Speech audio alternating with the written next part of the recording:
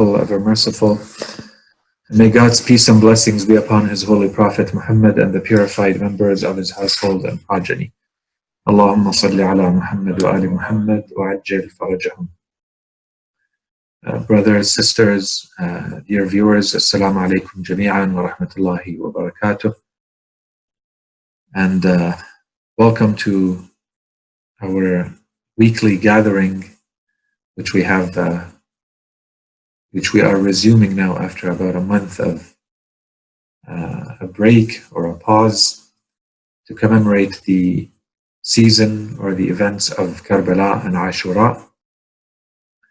That season is not over yet. We are still considered in the time of grief and sorrow and mourning of Ahlul Bayt alayhim salam for the entirety of the month of Muharram and all the way to the time of the end of the Arba'een. So inshallah we will talk about that a little bit more in the upcoming weeks, but we are still considered to be in that season of mourning. Until now, the topic of our gathering has been the belief system. So we've been building on our belief system, and we have until now covered everything related to the existence of God and His attributes. We've talked about the justice of God and the problem of evil in the world at length.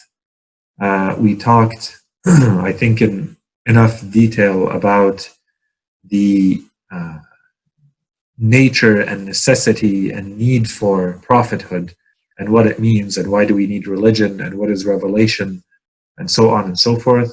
And we also quickly covered the topic of imamah. So the next topic in our series of lectures is inshallah going to be the afterlife, everything related to what awaits us from the moment of death and onwards. But before we jump into that, and given the fact that we're still in the time of Muharram, we're still commemorating the events of Muharram, I thought that we could maybe spend a little bit of time going a little bit through the themes and the topics that we covered in the event of in the days that we had lectures in the month of Muharram, the 10 days of Muharram. So on one side, we had the actual topics that we presented, and within those, we also had a number of themes, and the themes were running through the topics. So a topic is basically what we are providing in the lecture itself as a heading and the main content and points. The themes can be considered more like the main ideas that you need to kind of connect on your own. Usually I don't spell the themes out completely. I leave it up to you to think about them and see what you can get out of them, and then connect between the lectures. And the reason why we wanted to kind of go through these is, first of all, to make sure that the content or the topics that we are actually going through are relevant and useful, and that the main points were captured. And I think it's appropriate to try to at least have a sort of a Q&A if it's needed about the different topics that we covered. I think a lot of content was covered, a lot of points, a lot of information was shared. Assalamu alaikum wa rahmatullah. Was shared during these times. And so it's an opportunity for us to basically discuss, and I would love to hear from you guys on some of the themes, some of the ideas, some of the topics that we covered. And to see, one of the questions that I would have for you is, do we need to spend a little bit more time on any of the topics or themes so we can dedicate lectures to them or series of lectures to them, depending on the need? Or in some cases, I think there might be topics or themes that we did not touch upon directly, but you started to think about because of the content that we covered, and then you want us to talk about them a little bit more. So, and I know there's a few of us online as well, so I'm completely open to anyone and everyone. We can start with the brothers here. but anyone who is online as well, please feel free to let me know that you'd like to contribute, or you have anything, any questions, any concerns, or any feedback that you may have for this topic. So allow me very quickly, maybe take a few minutes to just do a quick reminder of the topics and the themes. And then I think with this refresher, we would be ready to hear a little bit from you. And then with this, we'll decide what we are going to cover in the next weeks. So we can certainly spend a little bit more time on these topics or other ones. We can delve deeper into some of them or bring up new ones.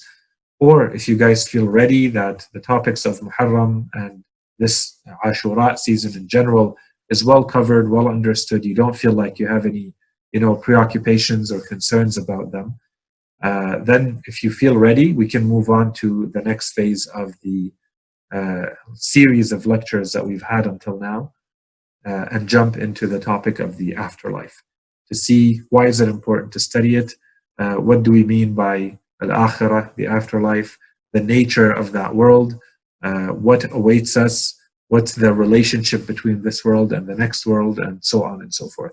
So we can have a number of lectures, inshallah, related to that, and we'll cover the topic as we should and as we usually do.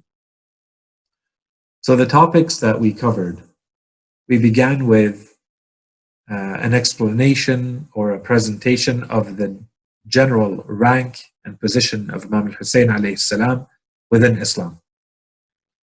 I think this part, for the majority of you, as a topic itself, I think the topic does not come as a surprise. There shouldn't be too much new in there, but it's a manner in which we understand it and put it together as a reminder, as an introduction to Muharram and the commemoration of Imam Hussein alayhi salam. With that in mind, we went into a second topic. So those first lectures were supposed to provide the context on which we build the entire narrative around Muharram, description of the events of Muharram. And so the second piece to that, the first and the second, are supposed to be about the life of Imam Hussein. Whereas in the first one, we concentrated more on his position and his rank and his status in Islam. The second one had to do more about the specific events that took place, and we concentrated in this case from the time when really we tried to begin with when Imam al-Hussein alayhi salam becomes an imam. So this is with the passing away, with the martyrdom of Imam al-Hasan alayhi salam, when Imam al-Hussein alayhi salam becomes the imam. Before that, Imam al-Hasan is the imam. And we looked at that to a certain degree of detail to understand, things like why would Imam al-Hasan alayhi salam in the end decide to have a peace treaty or an agreement to a peace or a truce or an amnesty with Muawiyah. And then we started looking at the life of Imam al-Hussein from that point on. So Imam al-Hasan alayhi salam is back in Medina al-Munawwara, he's martyred, he's killed, and Imam al-Hussein alayhi salam becomes the imam for the next 10 years. So from that point on, we went through very quickly some of the main events from that year. It's the year 50 of the Hijrah, all the way to year 60, 61 of Hijrah, when the events of Karbala actually take place. So we went very quickly over those 10 years. The first few years, we went over them very quickly, and then we concentrated a lot more on some of the key events that took place during then, leading us all the way to the events that started taking place from the time when Muawiyah dies. So from the time Muawiyah dies, Yazid becomes the illegitimate Khalifa, forced by Muawiyah on the Islamic world. And then we see the position of Imam al-Hussein alayhi salam. He's forced to pay allegiance. He refuses. He goes from there to the city of Mecca, from Medina to Mecca, and then from there to Iraq. But the people of Iraq called him and then betrayed him. And then the events of Karbala. So we went through those events. And as we said, we looked at the role and the context and the circumstances which led to Imam al-Hasan agreeing to a peace treaty with Muawiyah, and then the difference between that and when Imam al-Hussein alayhi salam moves and openly rejects to pay allegiance to Yazid. So this is a key point to keep in mind. From there, the next topic we looked at was the topic of the social context and the cultural context and the family context that would lead to the creation of a personality like that of Yazid. So there's, of course, a number of themes underlying that, but we looked at his life, we looked at his upbringing, we saw what would lead to that type of character to be brought up. When he happens to be living in the Islamic world, and we would expect the person to be the Khalifa of the Islamic world to be of a certain character and to have a certain, background, cultural, social, religious, and then you see the character of Yazid. So what led to that type of character to end up on the throne of the Islamic world? And of course, as we said, there are a number of themes under that. The next topic that we looked at was the life and the role of Imam Zayn al-Abidin alayhi salam, the son of Imam Hussein alayhi salam, who was with the Imam. So we looked at his role and at his life before the events of Karbala, during the events of Karbala, and afterwards. And we highlighted the important role that he played, especially since these days are the days of his martyrdom, the role that he played to keep the memory of Karbala alive. And we said that most likely, given the context of Bani Umayyah at that time and the manner in which they were dealing with anything related to Ahlul Bayt alayhim salam, or the genuine version of Islam, nothing would have been left. So the Imam took a very indirect approach, but he was still able to maintain the remembrance and the commemoration of Karbala alive for a number of reasons. The most important being that this is what is going to constantly expose all the propaganda and all of the, let's call it the marketing and socializing machine of Bani Umayyah and what they're trying to make the people believe versus what actually happened. And while they're able to do this in a lot of cases with a lot of the content of Islam, they cannot do that with an event like Karbala. Even if they can distort some of the details, the event itself is enough to continuously expose them. And Imam Sajjad alayhi salam was able to maintain that commemoration and memory alive. And then we looked at a topic that, we had received direct questions about, and that was the topic of why do the Imams, we find that in the lives of the Imams sometimes that they call their sons by certain names of people that we would not necessarily associate with the Imams, especially once we know the history of these people. And towards the end of that lecture, we concentrated specifically on one of the sons of Imam Ali alayhi salam, and we presented the classic version of history about him, Umar al-Atraf, being someone who could have had the honor of being with Imam al-Hussein alayhi salam, and the Imam called him to join him, but he refused. And after the events of Karbala, he arrogantly would go out saying that he is the wise one for not having joined the Imam, otherwise he would have been killed with the Imam. When he himself says that, or his son in the narration say that, he would say himself that he had heard Imam Ali alayhi salam, Imam al-Hasan alayhi salam say that Imam Hussein would be killed, and obviously would be killed unjustly. So whoever is with him is guaranteed to go to heaven, and yet in his mind he's the one who was successful at the end. He won because he did not join Imam Hussein alayhi salam. We went to a couple of lectures from there to start looking at the relationship of the human being with the world. And we tried to address, first of all, we presented kind of a theory of how to understand our relationship with the world. And then we tried to address some contemporary issues that creep up on us from time to time, including the topic of karma. Do we believe in karma or not in Islam? Does it have a place or not? Especially when we look at a context like COVID, and how do we explain it? And so we looked at it in a more, let's say, Quranic and theoretical way. We looked at what the Quran says in general, and then we looked at it from more practical ways, and that led us to the whole discussion with, we took it as a case study. We looked at one dimension of nature, which was the plant world. And when we looked at that, it brought us to to look at this whole discussion from a different angle, which is materialism. And that was, again, the theme, right? So we want to see, when we look at the world that we know, let's say that specifically the natural world, that is supposed to be entirely based on the laws of causality that we know, that we can study in a science lab. If we look at those, do we say that this is all that there is, or there is more at work that we may not always be focused on because we're too distracted by the things that are very close to us and that we know very easily, which is the material world?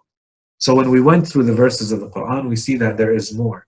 And perhaps the more is that one way to understand it is to see nature itself being conscious and aware of what's going on, and that it reacts.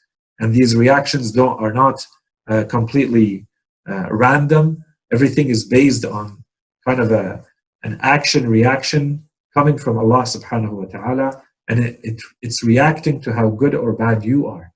And so we may see it or we may not see it, but it's there. The Quran confirms it, and then when we looked at what science says, science also confirms it. So this gives us that whole angle of, first of all, understanding our place in nature, understanding topics like karma, and then understanding that what we consider to be perhaps just a natural materialist world is a lot more than that. There's a lot more going on than that. And then finally, we finished the series of lectures with the topic of dua. And first of all, we provided a quick overview of why dua. What is it? What is its purpose? Is it just, as we said, to ask for a list of things that you want Allah subhanahu wa ta'ala to give you, or is it more?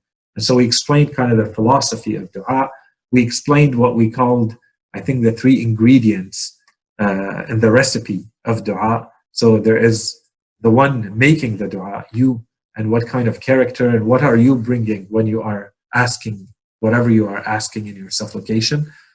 And then there is Allah subhanahu wa ta'ala and your understanding of Him. Do you understand Allah sufficiently to know that you are actually supplicating and talking to Him? Do you have an intimate relationship with Allah or not? If not, then you need to work on that. You need to understand what type of God it is that you are talking to in your dua. And then you have to look at the dua itself. What are you praying for? Are you sure that what you're praying for is actually good for you? Is your prayer properly formulated? Or are you asking for something that may actually be detrimental or harmful to you that you cannot know? So perhaps it's better for you and wiser for you to pray with the intention that whatever is in your best interest is what ends up happening, and not necessarily for this specific thing or that specific thing to happen. For instance, those are some of the main points that we covered. And so with this in mind, the main themes, so these were the topics that we covered. Very quickly, the main themes, and then it's all over to you guys to see all your reactions to them. The first theme, of course, is to actually understand the history, and not understand the history of Karbala and the history to the extent that we have time to cover a little bit of the lives of the Imams, but not at a superficial level. Not just to understand that this event happened and then that event happened and then there's this person and there's that person, but more to understand that these are people like us, and they had their own struggles and their own challenges and their own dreams and aspirations, and they constantly had to fight themselves and to fight their conscience and to see what is the best way for them to act, and to constantly question ourselves to see what would we do in that type of context. It's very easy, perhaps even very cheap, for us to come after the fact and say, well, of course I would have done this, and of course I would have sided with the good, and of course I would have been one of those who are with the Imam. Perhaps it's not as easy as that, if you really understand the context, and that's what we're trying to do, so that ultimately at a practical level, we are able to take something back for ourselves. To understand there are pieces from all of these characters that we look at and these events that we look at that we find in our lives today.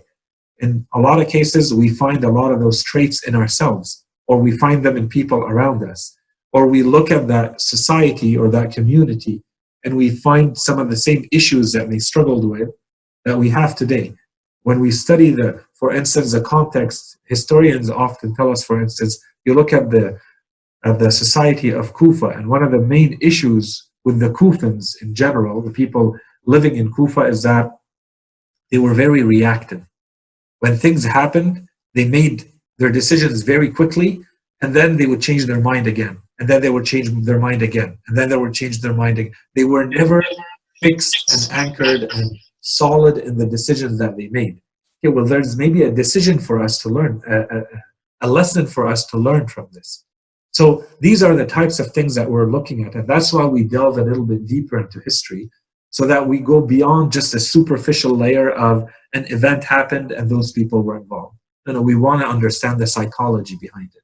We want to understand the dynamics. We want to understand if someone made a mistake or did something that we disagree with, there certainly had to be an incentive, a motive. And this is something that we're probably struggling with as well. And so what would we do? What made them decide something so that it doesn't apply to us? We need to understand that.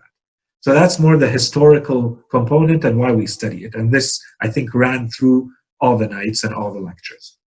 A second topic that we had was to look at how the different contexts, so we looked, for instance, at the context of Imam al-Hasan alayhi salam, and then the context of Imam al-Hussein in the time of Muawiyah, and then the context of Imam al-Hussein in the time of Yazid. And then we looked at the context of Imam Zayn al-Abidin. And they acted in a very different way. Today, after the fact, when we look at it, we say, it's very easy for us to say, they were all doing the same thing, which is they were doing what is in the best interest of this religion, to protect the people who were with them, to protect the society that was oppressed and under tyranny that were living with them, to get this religion to continue to spread and to preserve the authentic, genuine version of this religion, despite everything that is being done to destroy it. But each one of them behaved in a completely different way. So one of them is fighting a war. One of them is signing a peace treaty. One of them is secluding himself from society or using indirect means, such as just reading his ad'iyah, his supplications, and concentrating on prayer and on worship and all of that. And the reason why we talked about that, again, to bring it back to us, is to understand that there's no one-way, cookie-cutter, easy band-aid solution to saying this is how we have to live, this is how we have to act, this is the right way to be, and it never changes, and it's you take that as is and you apply it to your whole life every single day in every single society wherever you may be. You have to constantly study and understand and analyze the context in which you happen to be, and to know enough about your religion and enough about the teachings of Allah to allow you to say, in this context, what is required of me? What is the right course of action? And in some cases it means, you back off and you tone down your discourse or your action. And in other cases, you have to find allies and you have to work with others. And in some cases, and in some cases, and in some cases. And what helps us and what guides us in this, because life is complicated and sometimes just being thrown into contexts like these, where there are a lot of unknowns, can be very difficult because you're looking for that solid footing. What really helps is, for instance, studying the lives of the Imams, studying the life of the Holy Prophet or previous prophets. And that's why we spend so much time studying them. The more we understand the context with which they were struggling, the more we are able to apply that to our lives and see, in those cases, that Imam did it in this way. Okay, maybe there's something for us to learn from that. The Imam is teaching us something from that. So this is another theme that ran through a number of the lectures. Then we had the importance of the external environment. We talked about the importance of, who do you surround yourself with in your life? Your family members, your parents, your children, your friends, your society. What are you allowing as external factors to come and influence you and make you the person that you are? And of course, this is the underlying theme in the lecture of Yazid, right? But this applies to all of us too. And then on the other side, we said that there are also no guarantees, because sometimes you are someone who ends up being extremely good despite the very bad environment in which you grew up. And sometimes you're going to be someone who is very bad despite the very good context and environment in which you grew up. And the Holy Quran gives us examples of these, like the son of Prophet Nuh alayhi salam. So you have someone like Prophet Nuh who's your father, and you end up being a disbeliever. Or you have someone like Imam Ali alayhi salam as your father, and you end up saying no to Imam Hussein when he tells you, when your brother tells you, come join me. Right? So this was the case of Umar al-Atraf.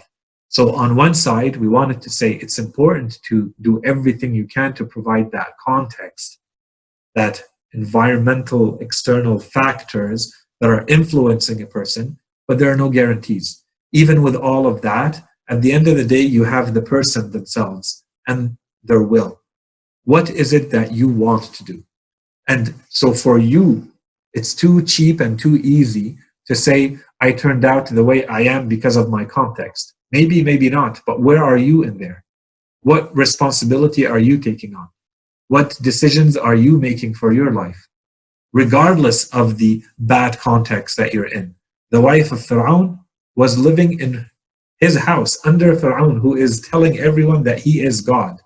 And she was considered one of the best worshippers of her time. And the Quran praises her. And the Holy Prophet tells us that she was one of the 4 women that Allah subhanahu wa ta'ala considers to be the foremost, most excellent of the women who will enter paradise.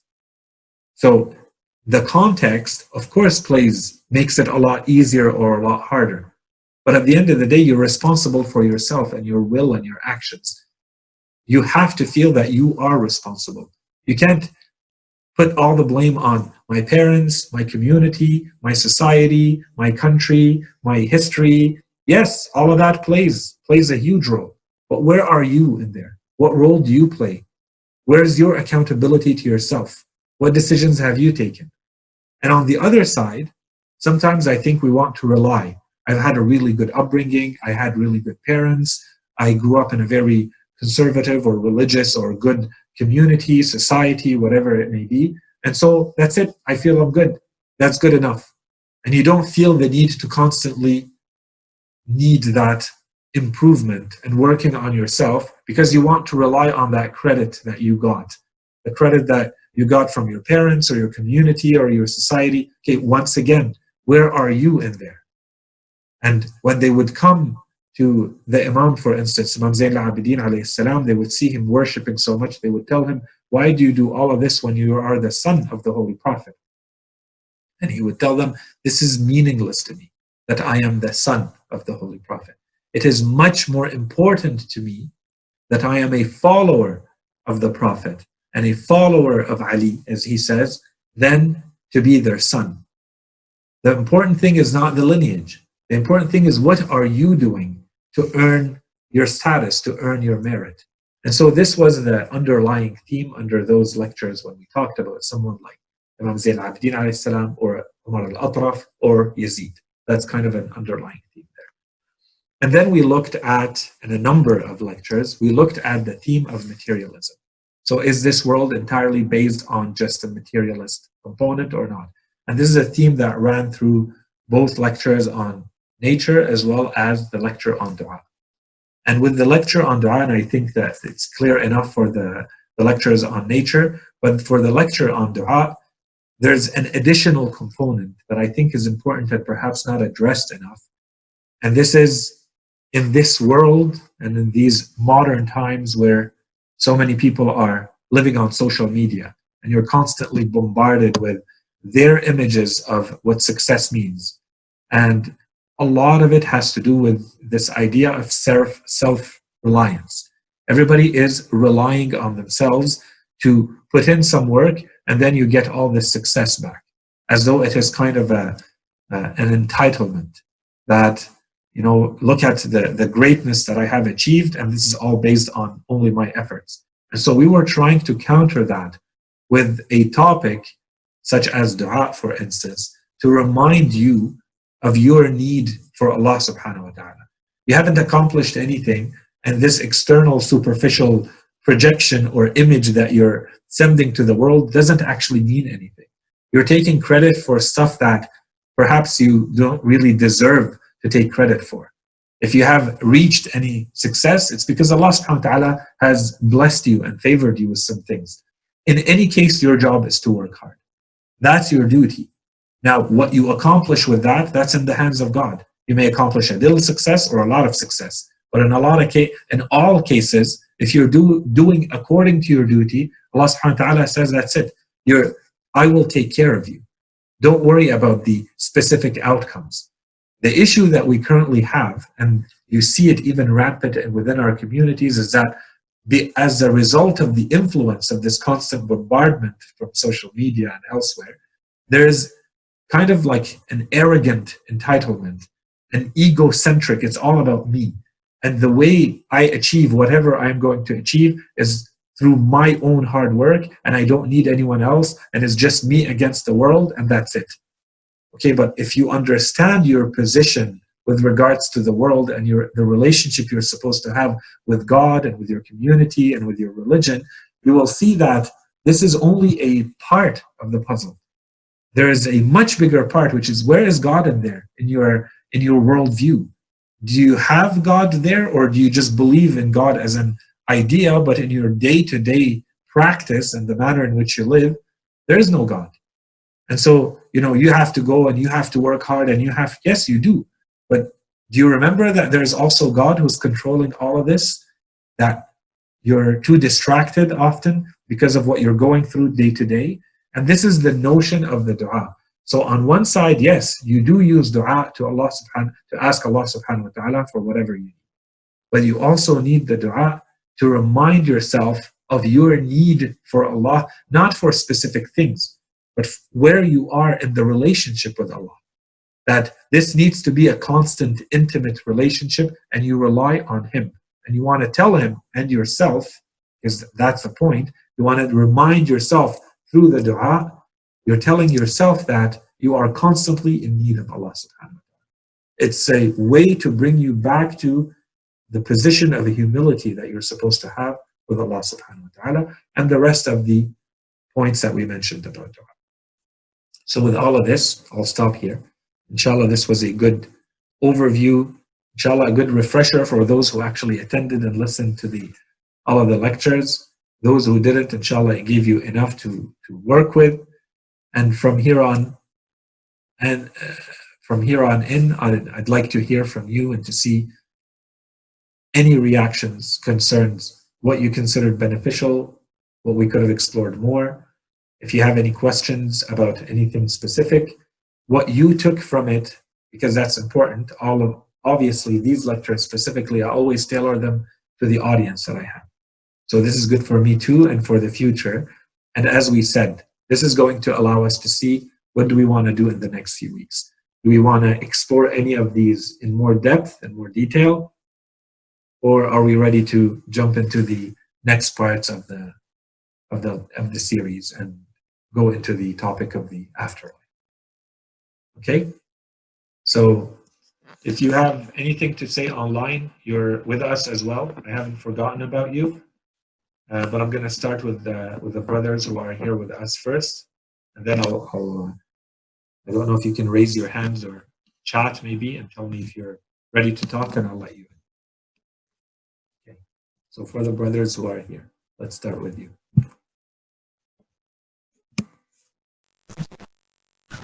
One question for the whole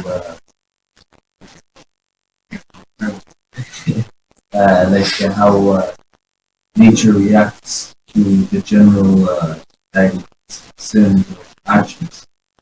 So if there are sins, there's certain ways that the nature reacts. As far as whatever the situation is.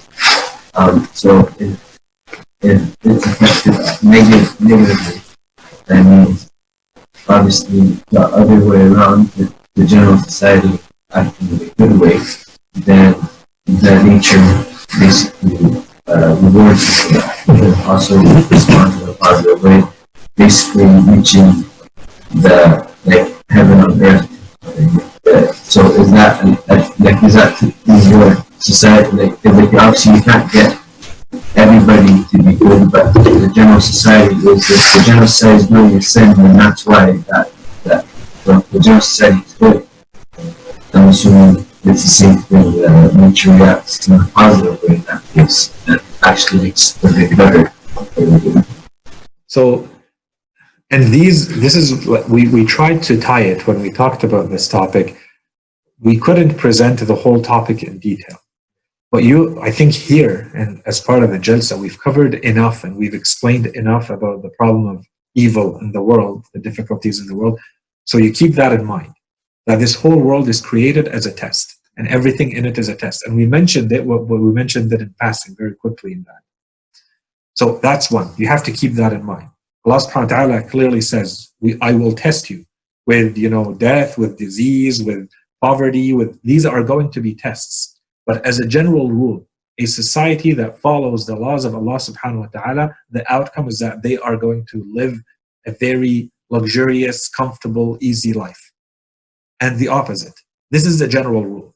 Now, there will be tests. Of course, there will be tests. But as a general rule, generally, a society that follows the laws of Allah, very, very clearly the Quran says, if you were to follow the teachings of Allah subhanahu wa ta'ala, if you were to live piously, religiously, we are, in some verses, it says, we are going to grant you blessings from above you, from under your feet. Okay, in other verses it says, we're going to shower you with rain and water from above, from the heavens. And another, so these are all verses that very clearly say, like, this is a law that Allah has put in place. And it goes both ways. So you do bad, nature will react bad. And to a point where, at some point, you've gone too far, so nature eliminates you. And that's why we said that's one way to look at it. One way to look at it is to say Allah subhanahu wa ta'ala has punished these people. Okay. Another way to look at it, to use a more modern language, especially in a world where everybody's talking about climate change and nature and the environment, that nature got rid of you, not on its own. There's a reason why. Allah subhanahu wa ta'ala has made it that way. But as we said, you look at people like, for instance, the people of Fir'aun, him and his people, they were eliminated with water. And before that, they had signs. All the signs were from nature. Today they would say, these are climatic differences that are causing, frogs, or they're causing, all of these things are related to nature. The people of Nuh alayhi salam, they were destroyed by water. The people of Thamud, they were destroyed by wind. So if you go through the different stories that Allah subhanahu wa ta'ala tells us from the prophets, you see in a lot of cases, that's the bad. And the good is there as well. So those who do good, as the Quran says, لَأَسْقَيْنَاكُمْ مَاءً غَدَقًا, for instance, that we would give you plenty of water and good pure water. Why? Because you did good, because you were following the instructions that we gave. It does go both ways, 100%. And in some cases, and this is where the test comes in, is that Allah subhanahu wa ta'ala will give you more. So you haven't deserved that more. Allah subhanahu wa ta'ala will give you both to see which one of these circumstances is going to help you come back and remember Him and maybe see that you're doing something wrong. So some people, they should remember when times are good. And this is how human beings are different. Some people, when they are put in a test and things are really good for them, they remember Allah. The majority of people forget Him. Some people, when they are put in a difficult position, they forget Allah. And some people remember Him. Okay? That they're the minority. But either or, Allah subhanahu wa ta'ala uses both in our lives all the time. And both are supposed to be a reminder. But the majority of people miss that. And it works at your level as a human being, one individual, and it works as a society. Times can be really good socially, times can be really bad socially. And there is, of course, we have to make that connection, as you said. Perhaps things are really good because we are good as a society. So we should thank Allah subhanahu wa ta'ala and make sure we don't change. Or sometimes things are good because it's a warning. Imam Ali alayhi salam has a saying in which he says, this is when you should be the most afraid of Allah subhanahu wa ta'ala. That you know that you are disobeying Him and He continues to shower you with His blessings. So this is when you know that you're doing something wrong. And you continue to do it, and Allah subhanahu wa ta'ala continues to bless you with whatever you consider to be a blessing. That's when you should be the most scared, because now you're challenging Allah and you're kind of testing His patience, to use a very disrespectful way of saying it. But that's a really good question.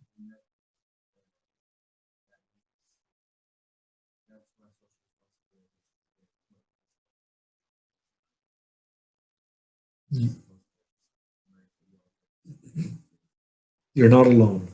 We're all connected. So you're doing something in your little spot without anyone knowing, that's one thing. But if you're doing something and it's starting to have an impact on others, this is where you see the difference, especially when you study Islamic law and you study the role of a judge, for instance. You see that they deal with someone who has more influence in a very different way than someone who has limited influence. And this is where, it brings us back to understanding the context in which you live.